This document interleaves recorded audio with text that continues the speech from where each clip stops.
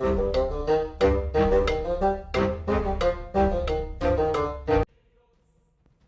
and welcome to the GREEKS. I'm Monk, and today, yes, we are in Age of Mythology Retold. Today's video is about the Greeks. More importantly, it is about Zeus himself, the head honcho himself. We're going to be talking about why he is a good option and how you would use him if you choose him as your dude. Now, if you enjoy this type of video and if you want to see more of them, don't forget to hit that like button and subscribe to the channel. We are covering every single Greek god this game has to offer.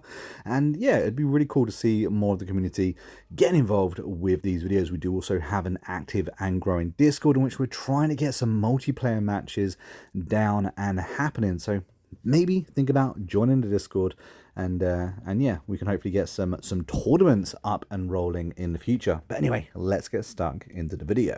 Now, Zeus focuses on infantries and heroes, but what he really focuses on is faith. You actually generate 20% faith faster or favor faster, and you even start with a little pocket of it as well. Your infantry units also do 50% extra damage to buildings. In other words, you can just pretty much roll with infantry if you're playing as Zeus, which could be a pretty sound strategy there. Now, he gets access to Bolt, that being the first power you get access to, which is actually very, very powerful. Now, Bolt can be used, especially once your Wonder hits, very, very quickly. It one-hit kills any unit. That's all myth units, all infantry units. It's very, very powerful. It's kind of cool that you get access to this straight away playing as Zeus. It's, in my opinion, the most overpowered power that he kind of has, and I would use it often in your games if you do end up picking Zeus. Now, it does say that Zeus focuses on heroes, and you also get the ability to buff up your heroes here. They are a little bit stronger, but word to the wise, the Greeks don't have access to a lot of heroes. Now, at age 2, you get the ability to pick Athena. You also get restoration, in which you can heal an area. It's an area of effect spell. It's pretty useful. It's something that I do use quite often. Now, the Minotaurs are also something that I really like. They're a myth unit. They're a powerful myth unit. You'll see a lot of early game rushes using those Minotaurs if they end up using the Greeks, because they are just really, really powerful. And it finishes off with a buff to our very strong infantry unit, in which Zeus also already gets a buff to as well. Now, if Athena doesn't float your boat, you can always go with Hermes. Hermes is, again, a very interesting option, mainly because his very first power that you kind of unlock as him happens to be Ceasefire. You also get access to Centaurs, which are a very good myth unit. They're a ranged myth unit. You can get a lot of them, and I believe they only have 2 populations, so keep that in mind. In my opinion, the Centaurs are really, really strong, actually. Now, I was a huge fan of Athena for a very long time, but after, having to mess around with Zeus for a little bit more, Hermes has changed my mind. I really like the Centaur. I really like Ceasefire, and is a very valid option on your stage or age 2. Once you hit age 3, you do have access to Apollo. Now, Apollo is an interesting god, mainly because the underworld passage can be used really well. It's a way to kind of instantly transport your troops. So if you want to attack the enemy, this is a way of doing that.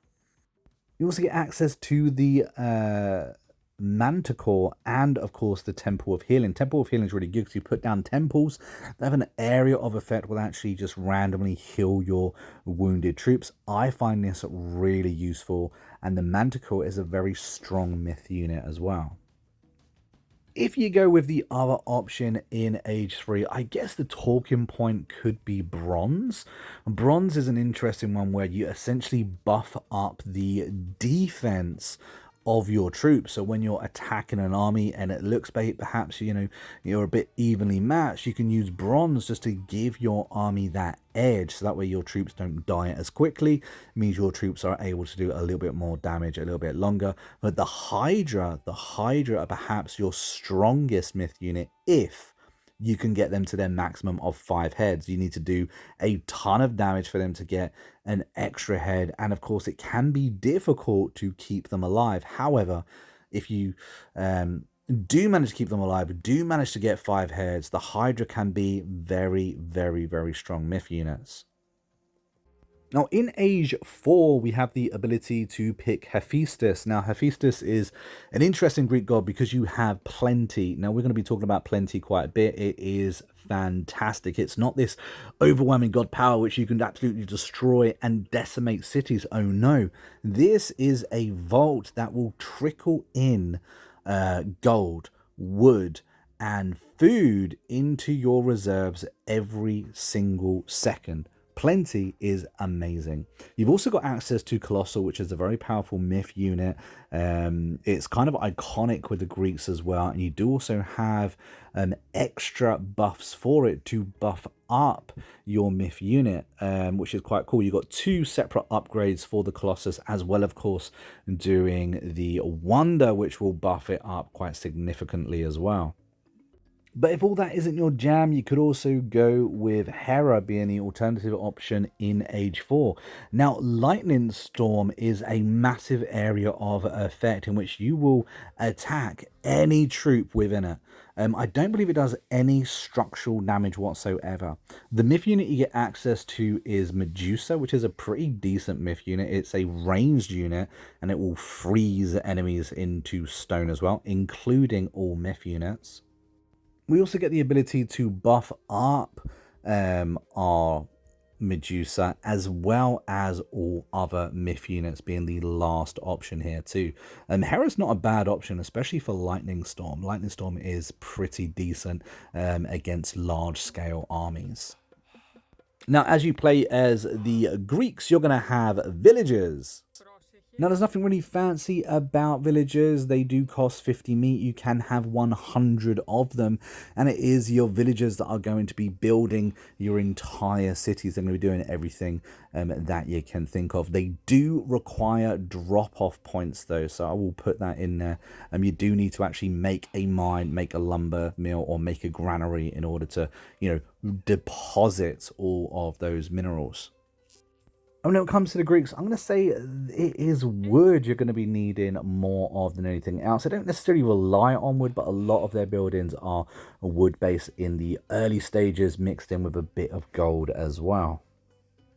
Now, one thing I would add is that I definitely would create those drop-off points. Now, not only are those drop-off points where you're going to be able to upgrade the ability to harvest gold and berries, for instance, faster, but it just means they're not going to have to walk back to the town center. I've made a mistake many times of not creating these because I've been quite happy with them, walking a short distance to drop it off at the town center. But do yourself a favor, don't do that, and create those drop-off points and gather those resources quicker, because unlike the Atlanteans, they don't have a mule following them around. Favor is always something you need to master, no matter who you control. With the Greeks, you actually need your villagers to worship at the temples. It's the most annoying mechanic in the game, if you ask me. However, you can get lots of favor rather quickly by having a lot of people worshipping. You also get access to a Pegasus. Now, a Pegasus, if upgraded, is immortal. Whenever he dies, he'll respawn, and he is your scout. He's an aerial scout, so he does cover quite a bit of ground quite quickly. I do like anyone that gives you decent scouts, so Pegasus is pretty cool. Now, something that's very, very unique with the Greeks, they actually have their own heroes. So every single Greek god has 4 specific heroes that you can summon, one at each age. However, you are limited to 4 heroes only, which is a little bit sad, actually. Now, Zeus actually has his own very special infantry units as well. They're not bad, to be fair. The reason they're not bad is because they actually deal divine damage. So it's not hack damage, it's not slash damage, it's divine damage that they do produce. So they're not actually that expensive. However, they are 3 population. That's quite expensive on population. The Greeks also have pretty decent walls. It's definitely not the best, but if you want to turtle down, I guess you could. They're not as bad as the Norse, but they're nowhere near as good as the Greeks or the Egyptians, I would say.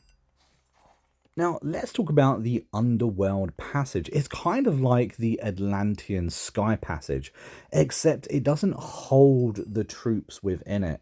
You create a portal from point A to point B, and it is an instant transfer, which is a little bit different from the passages, because that actually holds the troops within that kind of spot. Like I said, this is literally you create point A, let's see, point B, and then literally just order your troops to point A or point B, and then immediately transfer to the other point. So it can be really good when attacking the enemy, because it kind of like surprises them. However, they do have a lifespan. The enemy can attack them and kind of destroy them, so keep that in mind when using. Now, personally, I really like the Colossus. I think they're a really fabulous myth unit. They have a fantastic amount of health as well, and as you can see, only cost 3 population. See where I was saying about the other infantry unit being a little bit expensive on population. The Colossus itself does a pretty decent, devastating amount of damage as well. Just on stage 1, that is. Just on stage 1, has a decent amount of health, has a decent amount of damage, and in my opinion is really worth the investment. I love the fact that you can actually level these up as well and make them stronger and better, and it's definitely worth doing so, because once level to its 3rd stage is a pretty good unit. Excuse the AI for just devastating one of them there with Bolt, demonstrating that Bolt can kill absolutely anyone. So thank you for that, Mr. AI. So in turn, let's demonstrate one of ourselves. Lightning Storm. Lightning Storm will attack any unit, which is pretty cool. Any unit within the area, it just randomly attacks them. There's no real order, so I guess the enemy does get a chance to kind of get them out of the range. But you do get a huge area of effect. And I was actually surprised that it even targeted the Rook then, because I noticed that with Bolt, that seemed to be a target that I couldn't target with Bolt. I figured that was because it might be full of troops, but yeah, you can't target the Rock with Bolt, but you can do it with Thunderstorm, which is a little bit interesting. Now, lastly, I just wanted to talk about Plenty.